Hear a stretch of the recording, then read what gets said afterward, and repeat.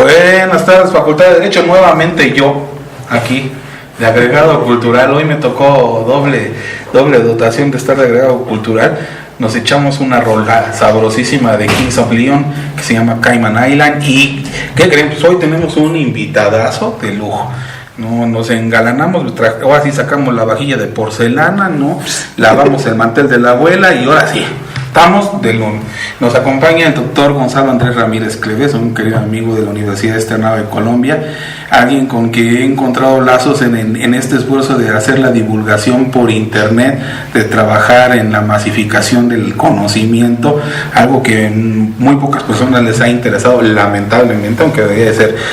importante para todos. Y pues vamos a platicar de su reciente obra y de otras cosas más, ¿no? Acaba de sacar una obra por la editorial del Externado de Colombia que se llama Comercio Justo, Globalización y Medio Ambiente, un texto que él coordina y que pinta muy bien, ¿no? Y ahí lo estuve leyendo. Vamos a platicar de varias cosas de ese libro y les digo de su actividad. Pero primero, antes de presentarlo formalmente a él, les diré quién es el doctor Gonzalo Andrés Ramírez Cleves. Gonzalo es licenciado en Derecho por el Externado de Colombia. Él obtuvo la cátedra Jean Monnet de Cultura Jurídica en la Universidad Complutense. Ha dado clases de Derecho Constitucional y Ciencia Política en el Centro de Estudios Constitucionales de Madrid. Tiene la maestría en Historia por parte de la Universidad de los Andes y tiene el doctorado en Derecho por la Complutense de Madrid. Ahí nada más, ¿no? Bienvenido, Gonzalo. Gracias, Alfonso, por estar aquí en México contigo, conocer todo el proyecto Grado Cero, estar aquí en este lugar, en la antigua Escuela de Jurisprudencia. Nos hemos conocido ya de hace ratos en esta labor de la difusión de todo lo que sea proyectos jurídicos de difusión por internet y en la radio especialmente. La maestría yo no la he terminado todavía y no he dictado clases. Estudié en el Centro de Estudios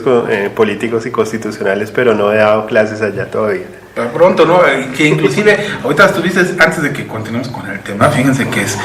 es una buena pregunta sobre eso, porque él estuvo siendo parte de un esfuerzo que se hizo sobre Benjamin, Inglaterra, sí, ¿no? Sobre el impacto de Benjamin en Latinoamérica, ¿no? Sí,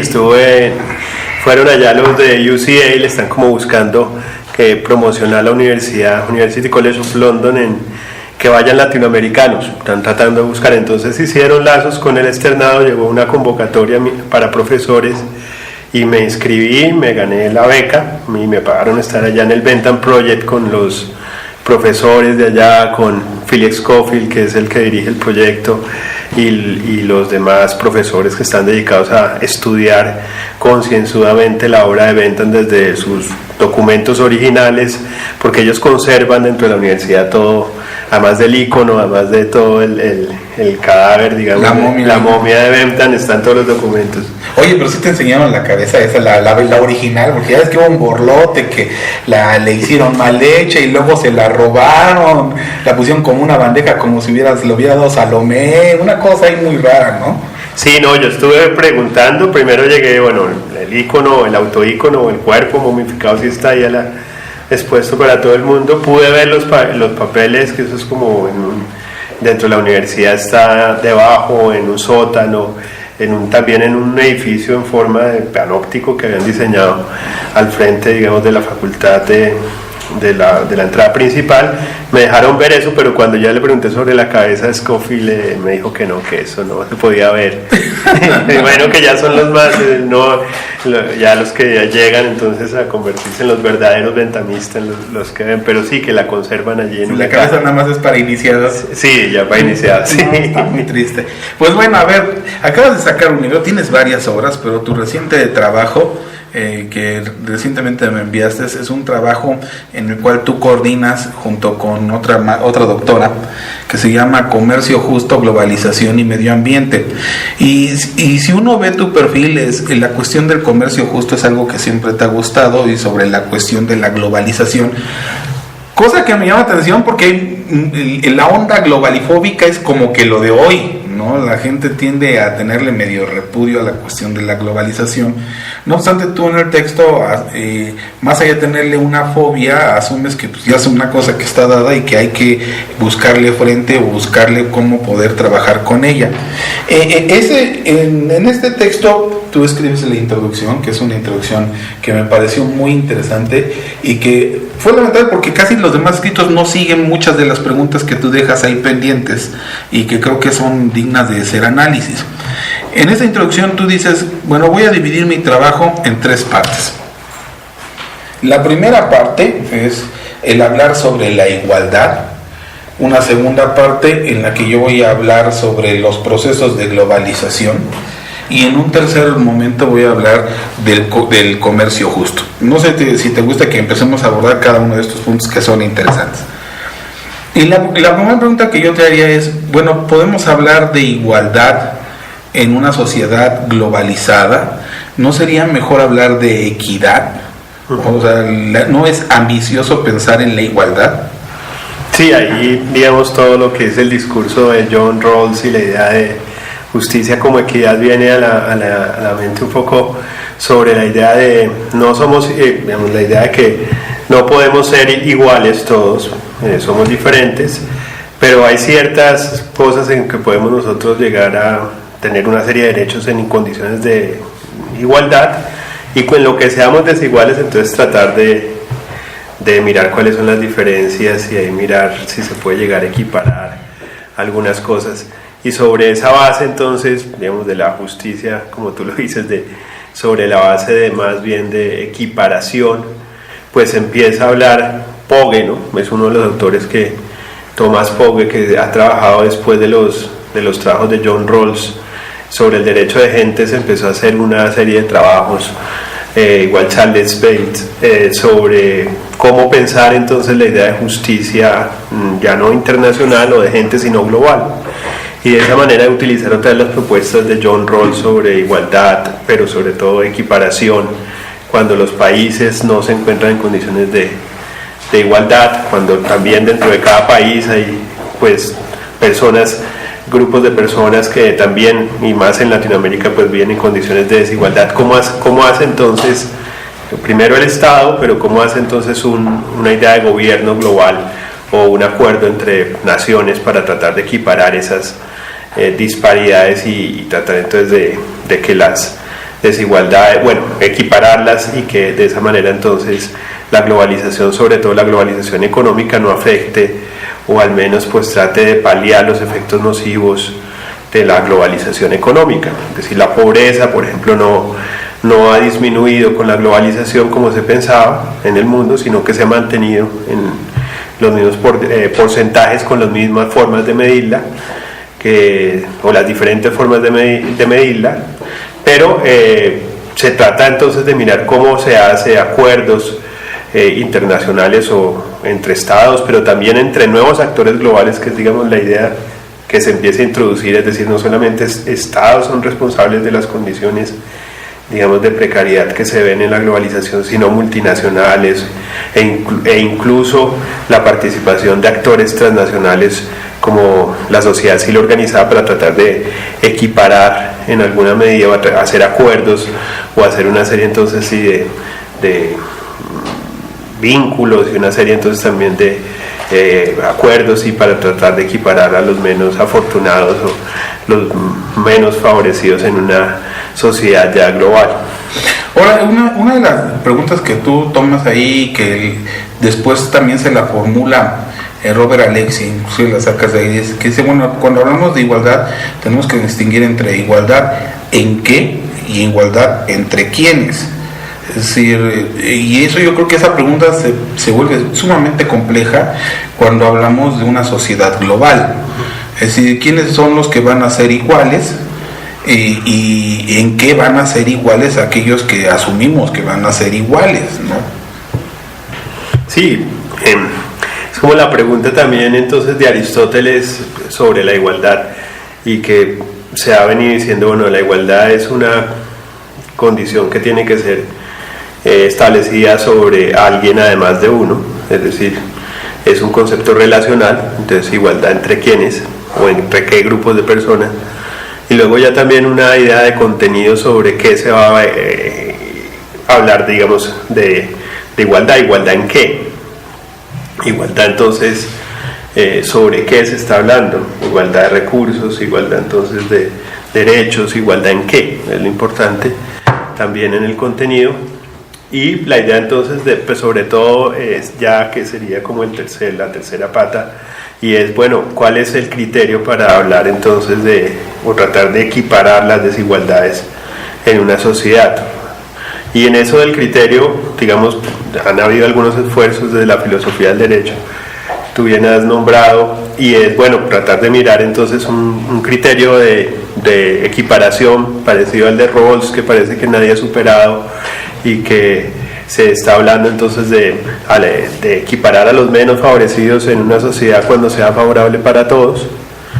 Y en eso habría que pensar ya en estos conceptos de globalización, en ir más allá de que solamente el Estado es responsable, sino también otra de las multinacionales, cada individuo, y también, digamos, ciertos actores globales que podrían ser los organismos financieros internacionales, incluso la sociedad civil organizada. Y sobre eso de los menos favorecidos en una sociedad, pensar entonces en una sociedad global, un criterio que ya sea de equiparación, pero un criterio entonces de equiparación que piense en lo deficitario de la globalización económica. En eso han habido dos posiciones, una que después del debate de Rawls, la de Pogge, que es como una posición moderada, y una radical, la de Charles Bates.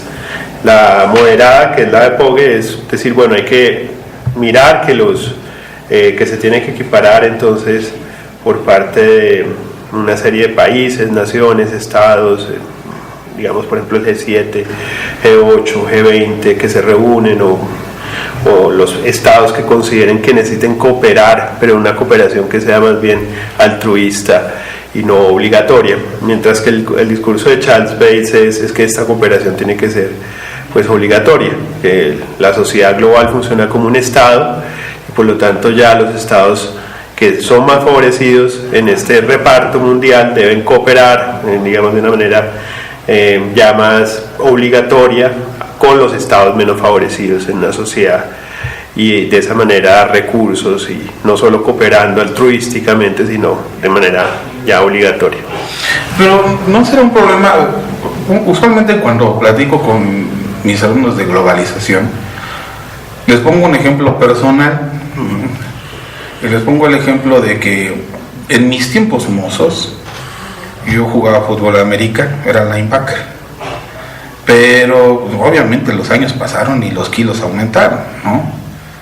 Hace unos años fue un grupo de amigos del fútbol americano a mi casa, tu casa, y me decían: oye gordo, vamos a correr porque te vas a morir, ¿no? Hay que hacer ejercicio.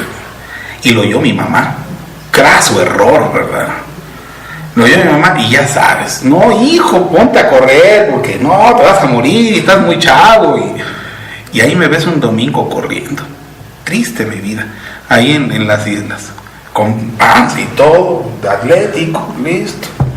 Y empiezo a correr, la primera vuelta voy bien, la segunda ya empiezo a sentir como que me ahogo, ¿no? Que me mareo, siento palpitaciones. En la tercera, ¿sabes qué? No, ¿sabes qué? Ya no puedo, mejor me echo, y ahí me quedé 2 horas viendo cómo corrían. Sí, y utilizo este ejemplo básicamente para decir que hay ciertos países que por sus propias condiciones no pueden meterse a correr a nivel de otros países porque no tienen las condiciones para poder correr, porque estamos limitados por ciertas condiciones físicas. Este problema de la globalización, si bien yo no culpo a los grandes países, al que culpo es al país que se cree que tiene la potencialidad para poder entrar dentro de un comercio que exige una actividad que a lo mejor no estás capacitado para dar, ¿no? Que no tienes condiciones para dar. Esto no será un problema en las condiciones de la globalización, o en el problema de la igualdad en una globalización. Sí, ¿no? Cada país, digamos, hay países que son menos desarrollados, otros más desarrollados, es decir, en esto de las diferentes condiciones físicas se podría decir lo mismo de cada país, y países muy poderosos, ustedes lo tienen al lado, digamos Estados Unidos como uno de los país es el más poderoso económicamente y su industrialización y su grado de desarrollo es pues el más alto, y otros países que no llegan a tanto también al lado del vecindario, Haití, países con altos índices de pobreza a pesar de que hay mucha riqueza, Colombia, bueno, o el caso mexicano pues es particular, pero en esto pues hay diferencias. La idea es que como en la globalización ya nadie se puede apartar, digamos, de la carrera, podría decirse, es decir, que tendrías que mirar en qué te podrías, es decir, el discurso neoliberal es en qué podrías hacer mejor con relación a tu desarrollo, si de coreback o de defensa y de esa manera tratar de digamos, de enfocarte en eso, en lo que eres mejor, y dejar a lo que no eres tan bueno a los que sí lo hacen mejor. Ese es el discurso que viene del liberalismo, en la idea entonces de la especialización, la idea de buscar entonces enfocarte en lo que haces mejor y así que todos se sirvan económicamente de esa ventaja comparativa que es como lo llama David Ricardo, y así todos se pueden llegar a tener beneficios globales. Pero la idea de Ricardo, digamos, no pensó con la nueva economía en un momento en donde, digamos, los flujos financieros y económicos hacen que, a pesar de que se haga riqueza en un determinado país con la especialidad que se tenga, esa riqueza se reparte pues también en donde mejor se pueda llegar a reproducir esa riqueza, y no generalmente en donde se hace, y esto ha producido diferentes distorsiones económicas y que ha llegado entonces a tomar otros modelos económicos más proteccionistas. Y bueno, sobre este rollo entonces la idea de la globalización es una idea que yo creo que ya nadie puede dejar de tener en cuenta. Es decir, vivimos yo estuve viviendo de chico en México, y era en los años 80, y era un país cerrado, digamos, económicamente, en la época después funesta de López Portillo con la devaluación del peso, pero era una época donde se veía que la industria era la industria mexicana, donde se veía un nacionalismo muy fuerte, donde se veía también, digamos, una serie de economía fomentada, digamos, en lo mexicano. Pero vuelta después el segundo vez que estuve en México fue en el 94, 96, digamos, en la época de Salinas, de liberalización. Te han tocado etapas tristes. Y ahí, etapas muy tristes, pero son definitivas, y no sé si esta sea como la tercera, fue como la catástrofe bueno, y en esa etapa estaba hace 20 años, estaban celebrando 94, 96 lo de comandante Marcos, Ejército Zapatista de Liberación Nacional, y el Tratado de Libre Comercio con Estados Unidos y Canadá, donde México se convirtió en un país totalmente abierto a la economía, digamos, donde entró en la globalización, porque ya no podía dejar de estar por fuera del mundo global, digamos, de las necesidades de intercambios de mercancías que favorecen, pero también pueden llegar a desfavorecer a muchos agricultores, industrias, una serie entonces de economía fomentada, digamos, dentro del Estado llega a colapsar, porque pues si entra mercancías de todos los lugares, y el vecindario pues que tiene un exceso de producción, pues puede llegar entonces a ser algo problemático. Y en este tercer momento, ¿no?, discutiendo en 2014 una reforma energética que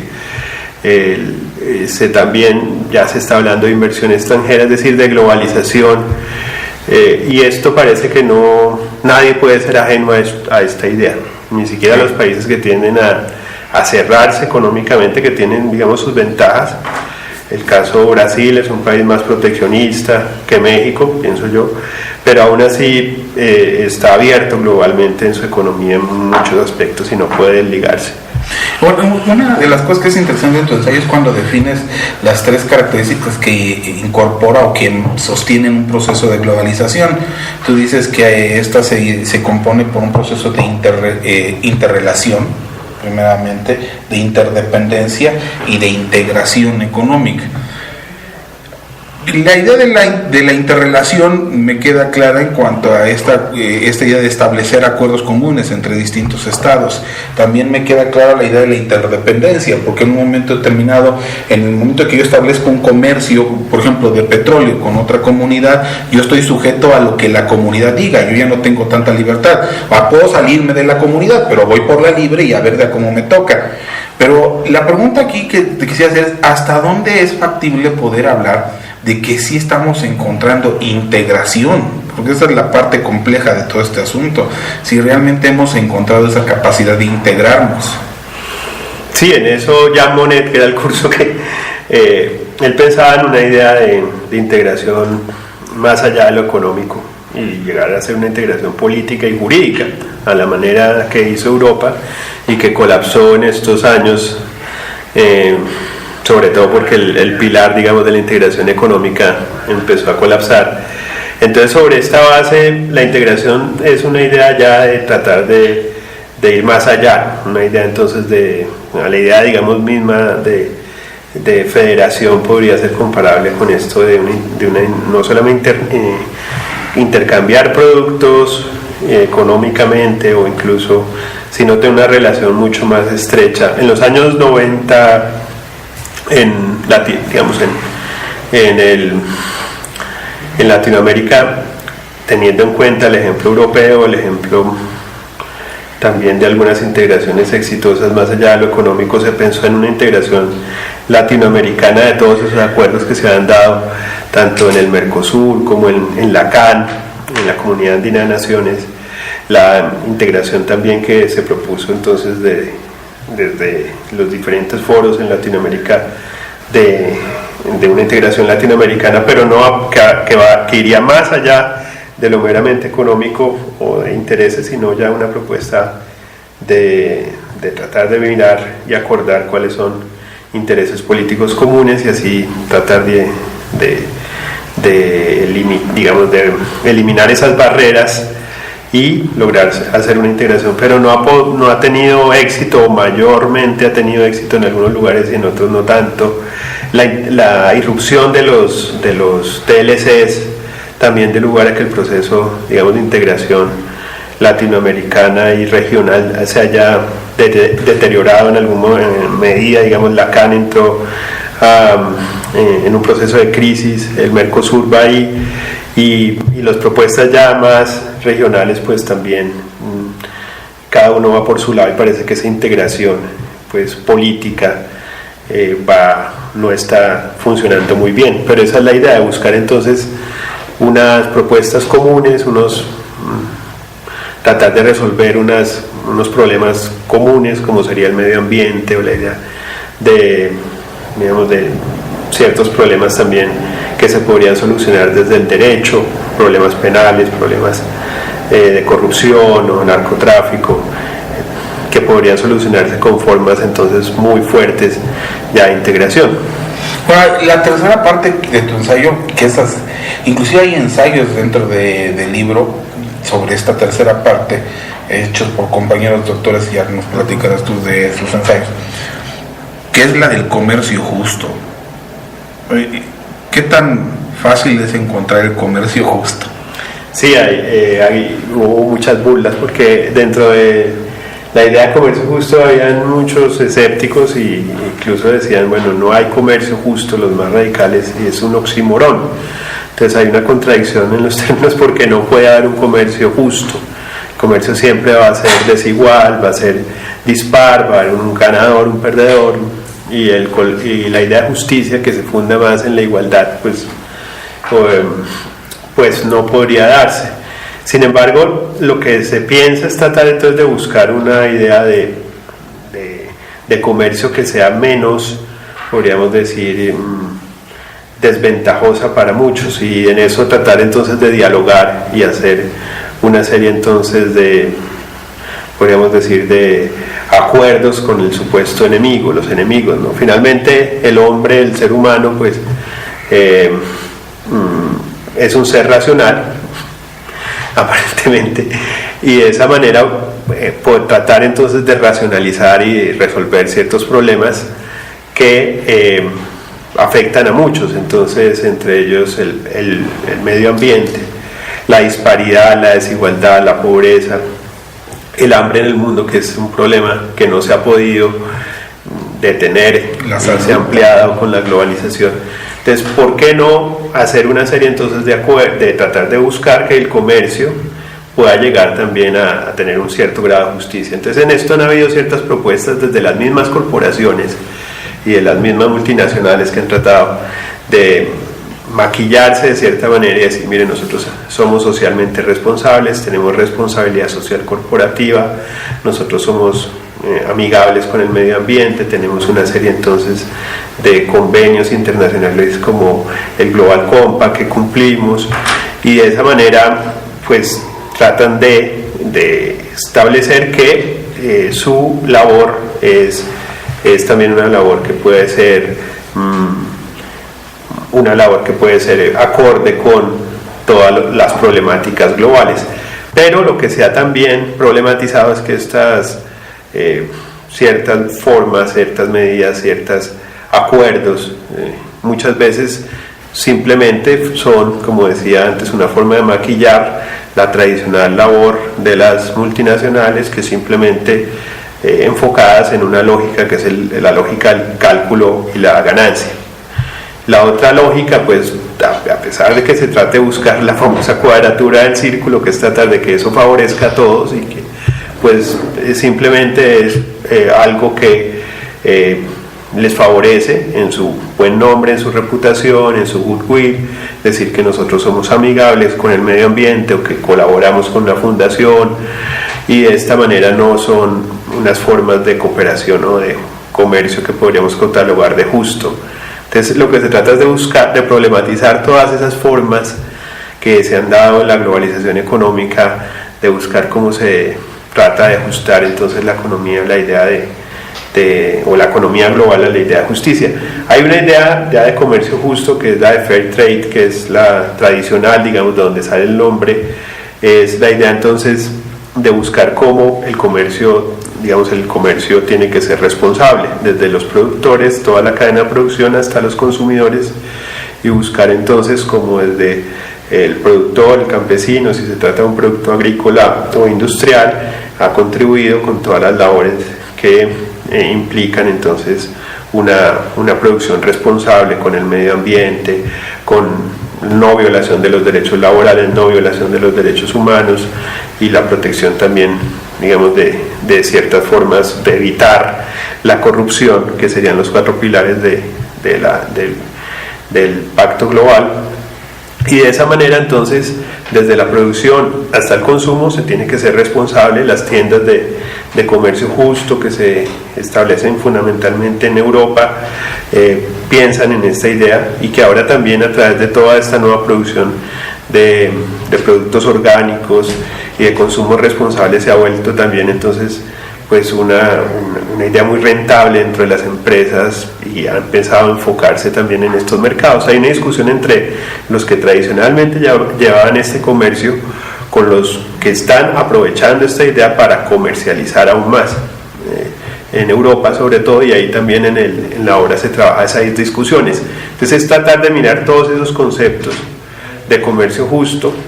y buscar entonces de qué manera podemos racionalizarlos mejor sobre una idea de justicia. Una de las cosas que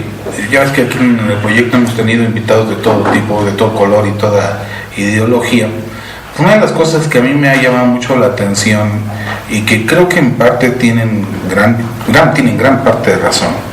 es sobre la idea en cómo se ha ido modificando el capitalismo.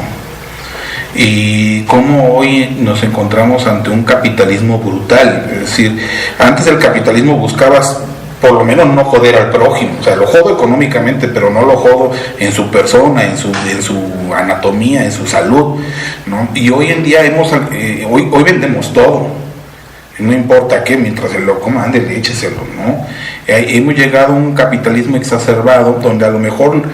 precisamente lo que falta y lo más complicado es encontrar un sentido de responsabilidad en las mercancías y las cosas que se venden.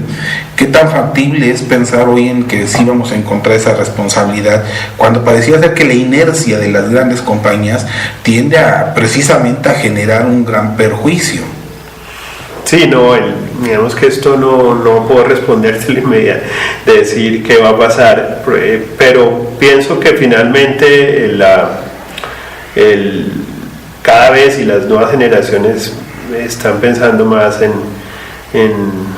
qué hacer con el mundo, es decir, estamos habituados, digamos, a ser unos seres consumidores y predadores, y parece que pues el planeta mismo nos está dando una serie de respuestas a que esto, o de avisos más bien, a que esto no está bien y que se debe hacer algo. Entonces, sobre esta base ya de que es un problema, ¿no? El calentamiento global, los problemas ambientales, la seguridad, lo que se llamaba también la seguridad alimentaria, pues hay que proponer nuevas cosas, mirar a ver qué se hace, cómo se produce mejor, cómo se trata de eliminar una serie de consumos que no son necesarios, de pronto cómo se trata de uno, pues como ser humano que va necesariamente a ser un ser consumidor, pues tratar de pensar en cómo lo hace y cómo evita pues hacer una serie de comportamientos que podrían ser problemáticos otra vez con el medio ambiente y esta idea es la de consumo responsable. El derecho ha tratado de hacer algo, ¿no? En algunas regulaciones, como en Europa se ha hablado ya del famoso libro verde, que ha llegado también en algunas ocasiones, digamos, a proponerse como sellos de consumo y producción responsable, y poco a poco pues se está pensando también cómo se puede llegar entonces a limitar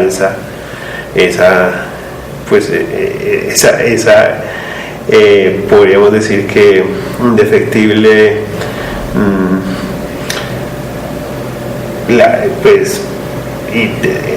la indefectible necesidad del hombre de ser un consumidor que lo lleva a ser a veces un predador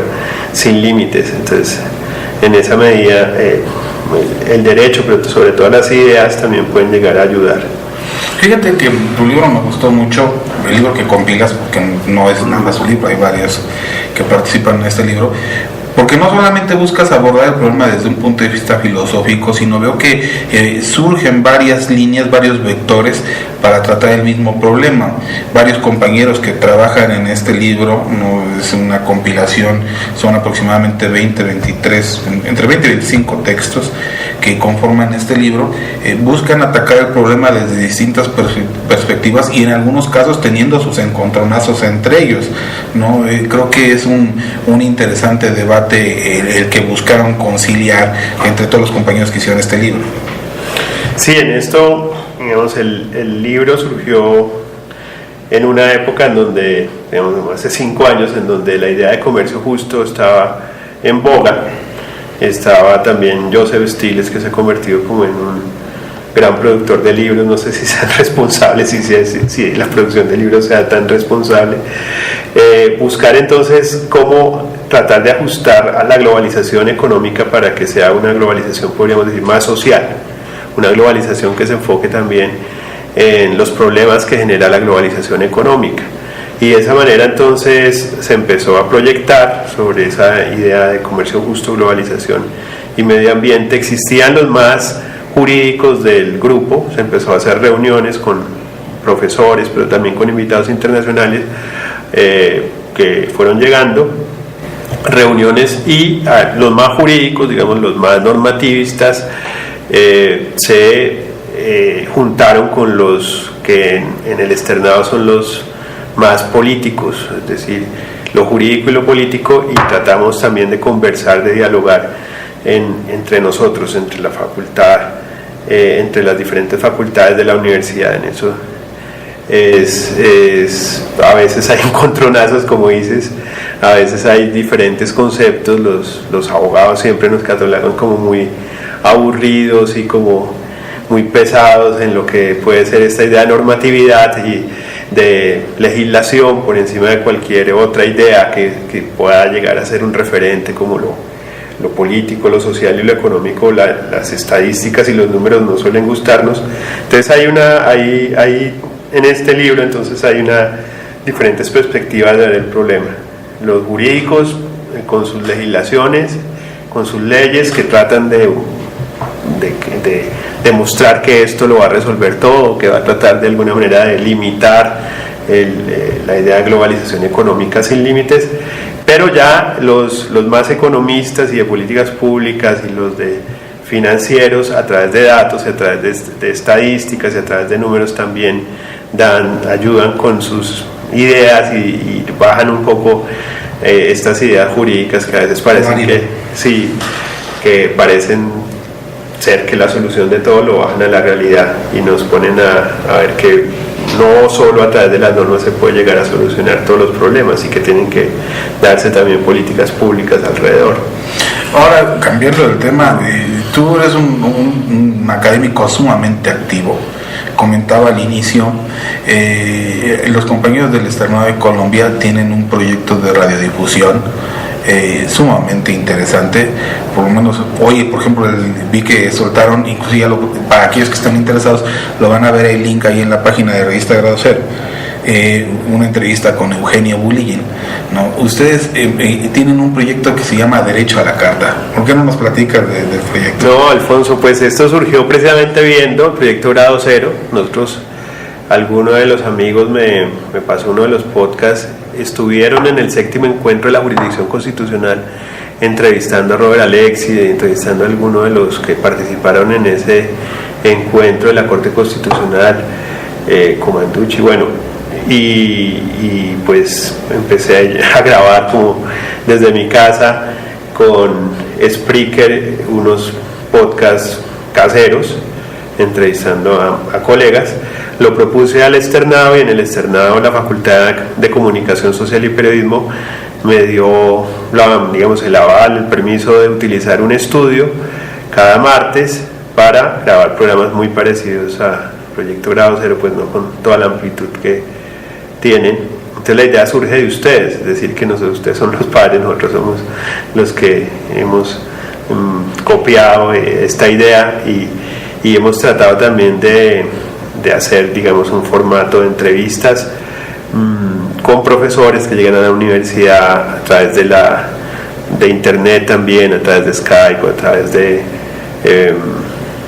iPad, como tú dices también, que ahora se puede utilizar en cualquier lugar, hacer una entrevista a través de estos medios. Nos han ayudado los de Comunicación Social y Periodismo, y Derecho a la Carta se fundó ya hace casi 2 años y vamos en el podcast 82, 83. Somos un equipo conformados por profesores y estudiantes en donde fundamentalmente hacemos entrevistas sobre temas jurídicos, y eso es lo que hemos hecho, sí. Que a lo cual ha sido interesante, sí. ¿No? He visto que han sacado distintas dinámicas, distintas problemáticas, pero inclusive creo que una de las cosas interesantes es que tienen la posibilidad de ver los desacuerdos, o bueno, más bien escuchar los desacuerdos, y ver cómo en un momento determinado a través del diálogo encuentran puntos de encuentro, que eso a mí me parece interesante en el proyecto que ustedes han hecho, el buscar, el más allá de dejar las diferencias y las disonancias, el encontrar acuerdos, ¿no? Sí, no, ahí también uno, digamos, Derecho a la Carta se bautizó porque era como hablar de todo, de lo que sea jurídico, y ahí también yo soy constitucionalista y llegué a la filosofía del derecho porque se quedaron sin profesor de filosofía del derecho. Entonces sí, llegué allá y soy medio paracaidista en el área, pero claro, cuando uno se especializa llega el tributarista o llega el de derecho autor, áreas como derecho ambiental, el derecho energético y nuevas, digamos, dentro del derecho, pero también las tradicionales de derecho civil, derecho penal, y se da uno cuenta que puede ser abogado pero que no conoce de todo. Entonces en esto ha sido interesante, sobre todo las entrevistas, para poder llegar a entender un poco a los colegas sobre la superficialidad, digamos, ¿no? Vamos a entrevistarlos, vamos a tratar de mirar que, pero lógicamente cada vez que uno se especializa más, pues ya se va volviendo pues experto, y en esto sí cada uno, digamos, la especialidad lleva también a que cada uno sepa de su tópico, de su tema,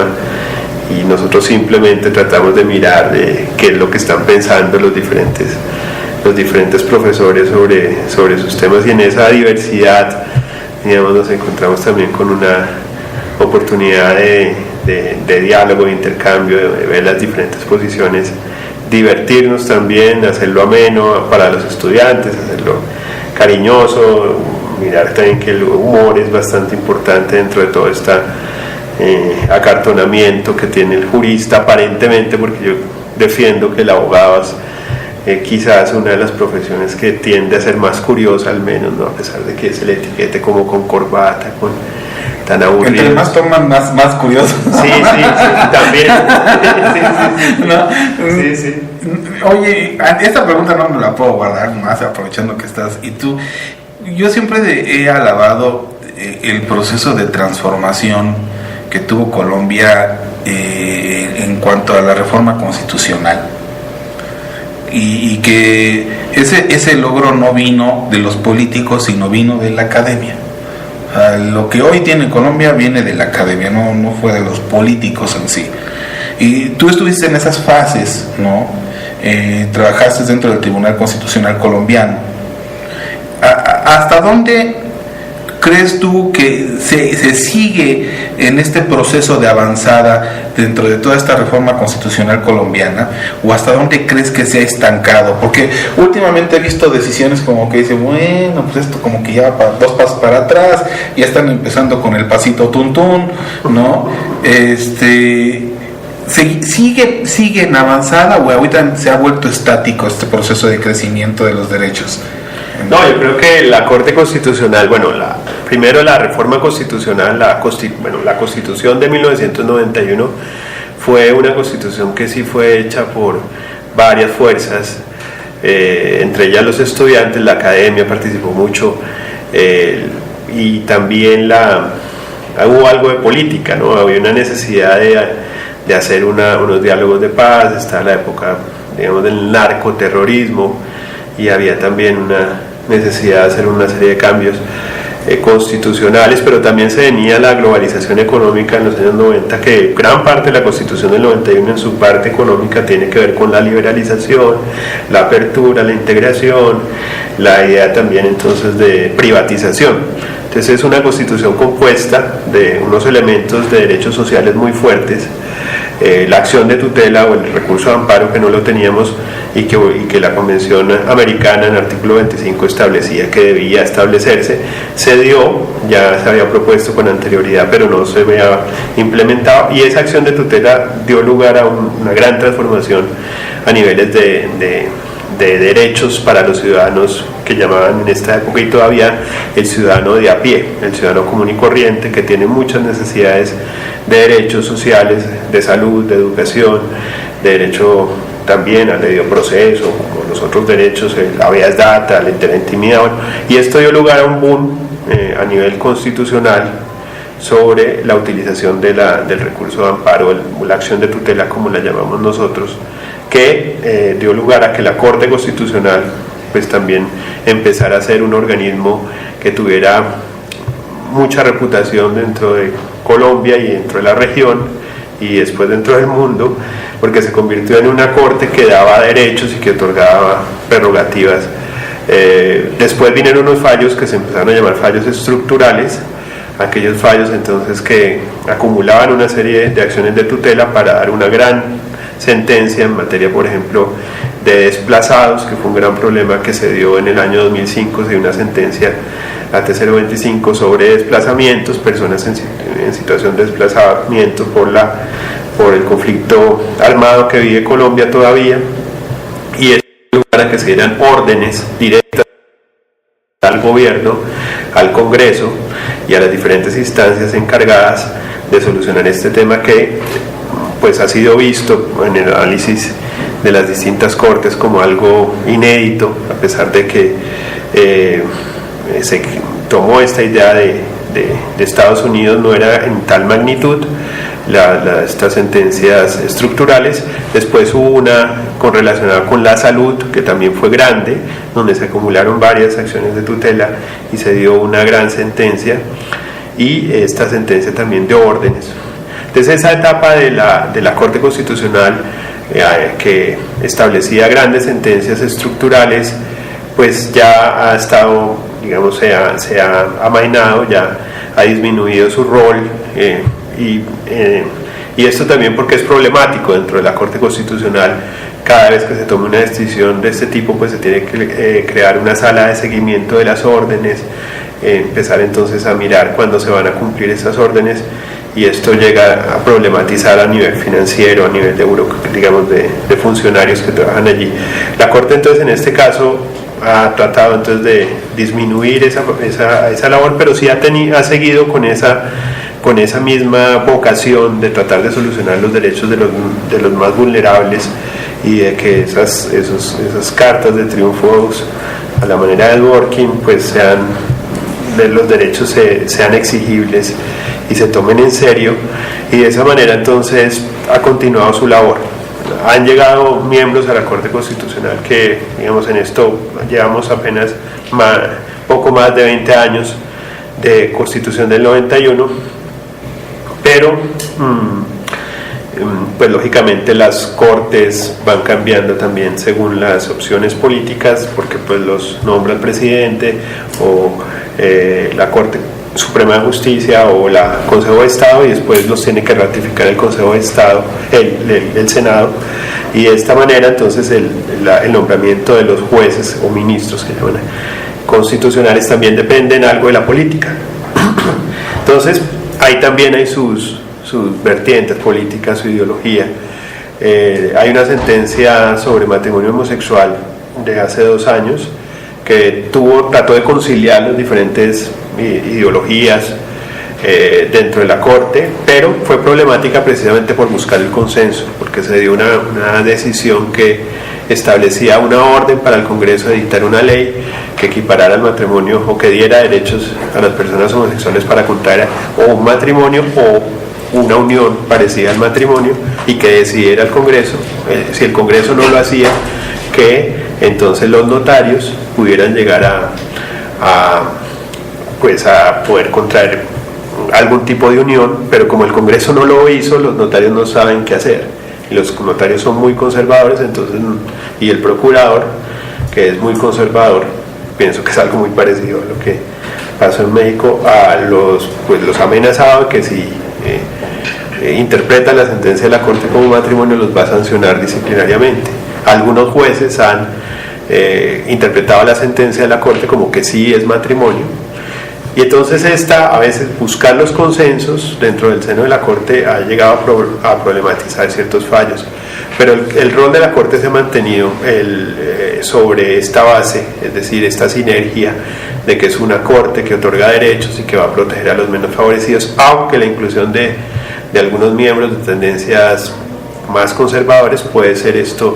la idea del pasito tuntún de un retroceso. No hemos llegado a un retroceso en sentencias emblemáticas como la del aborto, la posibilidad de despenalizar del aborto en 3 casos. Si es una sentencia emblemática, no se ha retrocedido en esta, o ciertas sentencias que han sido muy buenas en materia de derechos sociales, que también se ha convertido en referente Colombia, como una corte que otorga que otorga derechos sociales como a la salud, a la educación, a la vivienda digna, al agua potable. Entonces, de esta manera la Corte ha respetado su jurisprudencia, que no ha sido regresiva, pero esos grandes fallos estructurales ya los ha dejado de emitir. La esperanza es de que los grandes académicos como tú, García Villegas, el doctor Rodolfo Arango, que ahorita se está lanzando para senador, que pinta bien ese asunto, ojalá gane, pinta que se va a lograr cosas, se van a lograr grandes fines, ojalá se siga modificando esto, se siga haciendo para bien. Pues bueno, estimado Gonzalo, ha sido un placer que nos acompañas aquí, me da un gran gusto que pudieras venir aquí al proyecto y platicar sobre tu libro. Acerca del libro, yo creo que lo pueden encontrar en Siglo XXI, o si no, Herder, que creo que es quien está trayendo los libros del externado de Colombia, no, si no lo tienen, díganle ahí al doctor Jan Schultz, que es el dueño, que si lo pueden traer, que lo manden, ¿no? De allá del externado, que son con quienes tienen los acuerdos editoriales del externado de Colombia. Y Derecho a la Carta, ¿en dónde lo pueden encontrar? Bueno, Derecho a la Carta está en la página del externado, hay un enlace ahí que está en la fotico, el logo, www.externado.edu.co. Hay también un Twitter que es de @derechocarta, y en Facebook también hay una página de amigos de Derecho a la Carta y lo pueden oír todos los martes. Les recomiendo el de hoy, estuvo bien bueno. Habló sobre lógica Bulygin y sobre su cuestión de cuando sale de Rusia y quién sabe qué tanta cosa estuvo contando el señor. No, pero estuvo bueno, me lo eché ahí, no estuvo bueno. No, y pues bueno, si no, ha sido un placer tenerte y pues no queda más que dar gracias. Invitarlos a que lean el libro de Comercio Justo, Globalización y Medio Ambiente, compilado por el doctor José Gonzalo Andrés Ramírez Cleves, editado por el Externado de Colombia. A que escuchen Derecho a la Carta y pues que sigan con la transmisión de Spreaker, porque todavía faltan varios chismes hasta aquí. Nos vemos.